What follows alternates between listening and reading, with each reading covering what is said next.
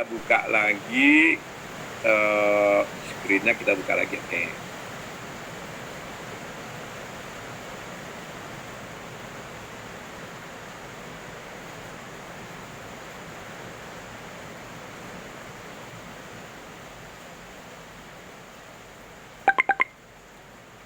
Dah, sampai di sini tadi ya.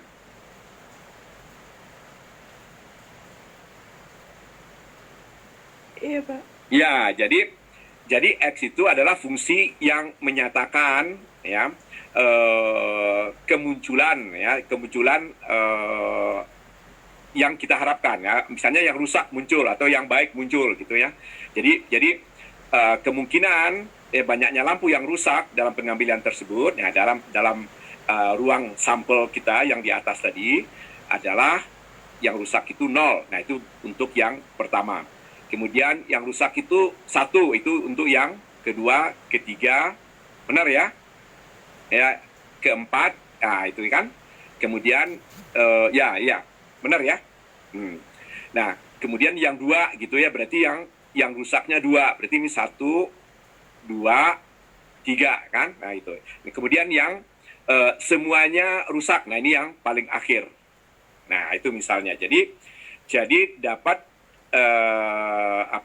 kita lihat kalau kita urut yang atas ini yang rusaknya 0, ini yang rusaknya 1, ini yang rusaknya 1, ini rusaknya 2, nah terus sampai yang paling kanan rusaknya 3. Nah, angka ini kita sebut sebagai variabel random atau fungsi random. Ya. Misalnya yang rusak muncul atau yang baik muncul gitu ya. Jadi kemungkinan banyaknya lampu yang rusak dalam pengambilan tersebut ya, dalam ruang sampel kita yang di atas tadi adalah yang rusak itu 0. Nah, itu untuk yang pertama. Kemudian yang rusak itu 1, itu untuk yang kedua, ketiga, benar ya? Ya, keempat, nah itu kan. Kemudian ya, benar ya? Nah, kemudian yang 2 gitu ya, berarti yang rusaknya 2, berarti ini 1, 2, 3 kan? Nah itu.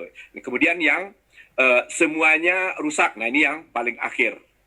Nah itu misalnya. Jadi dapat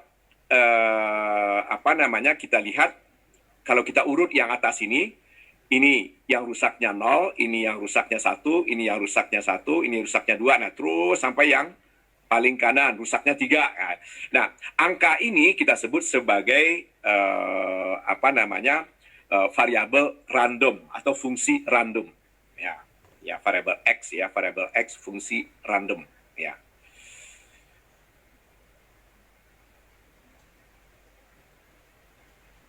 Oke. Nah kemudian kalau kita ingin terlihat X-nya sama dengan 2, maka kita dapatkan yang 3 macam ini ya, 3 macam kemunculan ini ya.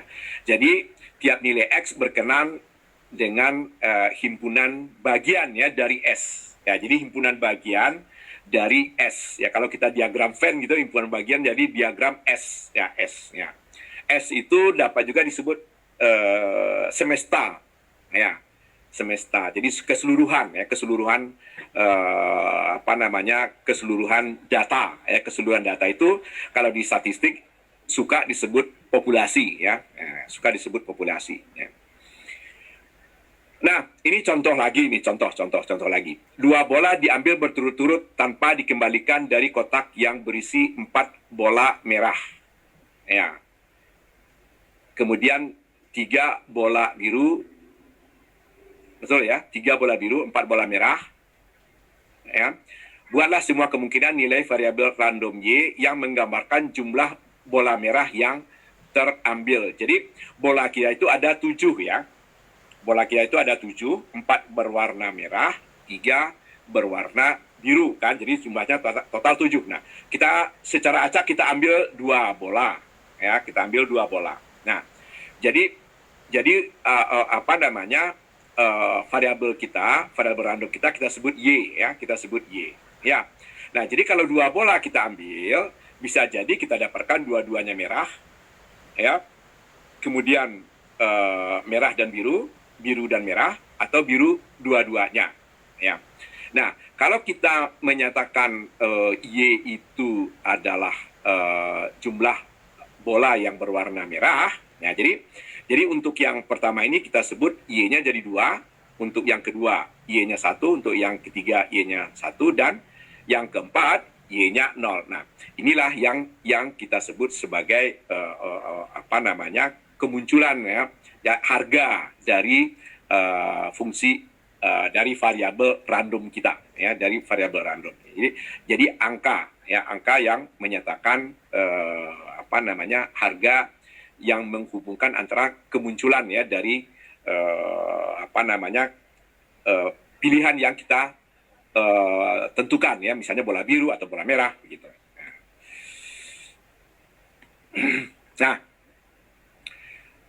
Nah, kemudian di dalam pengukuran, ya, atau di dalam pengambilan sampel, itu kalau kita ngambil sampel tuh bisa juga kita sebut sebagai ngukur, ya, bisa juga kita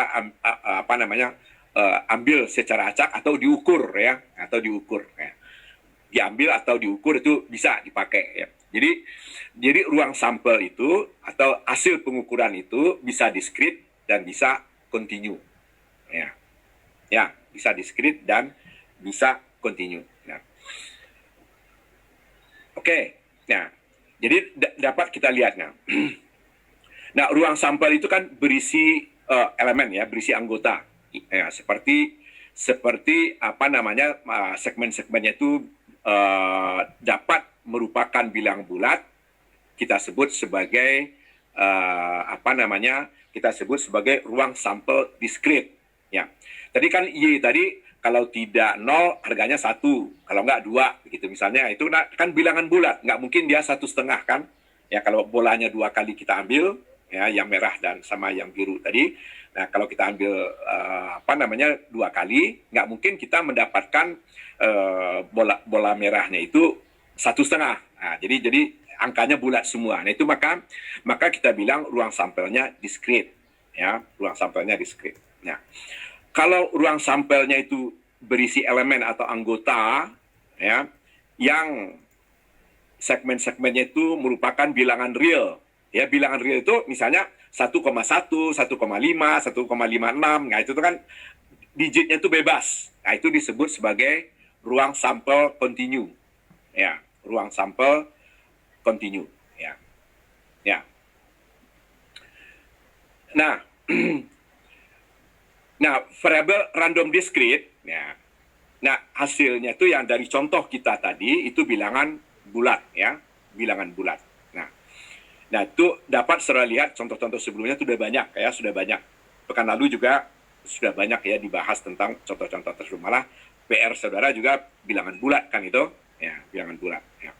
Nah, kalau variabel kontinu, nah, contohnya misalnya pengukuran tinggi badan, berat badan, ya, panjang apa misalnya, buku gitu, misalnya buku kalau selalu ukur dengan penggarisnya, panjangnya itu berapa. Nah, itu kan bilangan real dapatnya. Jadi bisa dalam bentuk digit, ya, yang bebas, ya, digit yang bebas. Nah, itu namanya variabel random kontinu, ya, variabel random kontinu, ya, atau sampel ruang sampel kontinu, ya. Jadi bisa kita sebut sebagai ruang sampel, ya. Nah, ini tentang probabilitas diskrit tadi juga sudah kita bahas, ya.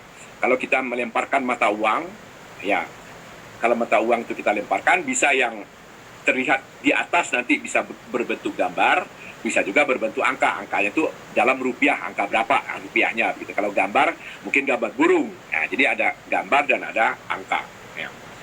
Nah, kalau kita nyatakan gambar, kalau 3 kali, ya, mata uang itu kita lemparkan, ya, maka misalnya kita dapatkan gambar 3 kali, jadinya seperti ini, ya. Nah, kalau kita lemparkan 3 kali, kita dapatkan gambar 2 kali, kemudian kita dapatkan angka. Nah, jadi dapat saudara konfigurasinya seperti ini. Ini mirip dengan yang tadi, sampai terakhir nanti kita dapatkan angka semua, ya, angka semua. Nah, jadi dapat kita lihat kalau yang mau kita pilih itu adalah G atau gambar ya, atau gambar ya sebagai X-nya berapa ya.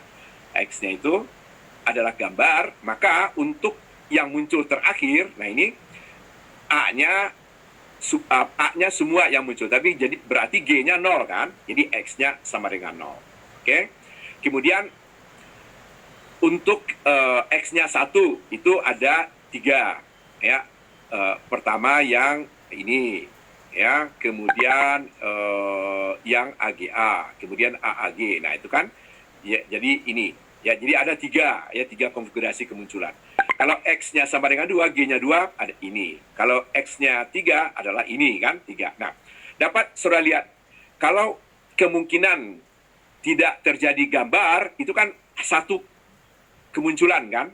Ya, satu kemunculan. Ya, berarti dia, kalau total kemunculannya adalah 8 ini, ya, ruang sampelnya ini adalah 8 begitu ya. Nah, kemudian ini punya kemunculan 1, maka dia probability kemunculan X sama dengan 0 kita sebut 1/8. Ya, dari semua kemungkinan kemunculan, dan yang kemunculannya gambar itu 0, ya, adalah 1/8. Kemudian X sama dengan 1, 3/8. Nah, kalau X-nya sama dengan 2, G-nya 2, begitu, 3/8, kan 3 nih. Ya, 3/8. Kalau G-nya 3, itu hanya 1 kemungkinannya. Ya, jadi kemungkinan kejadian G-nya 3 itu hanya 1/8. Ya kan? Nah, oke. Ini mungkin tidak ada pertanyaan ya, mudah-mudahan. Nah, ini kalau kita buat yang sebelah kanan ini, kita buat histogramnya. Nah, histogramnya akan jadi begini ya. Jadi 0,125 itu adalah 1/8. Ya, jadi kita tulis dalam dalam digit ya. 1/8 kita ubah menjadi 0,125.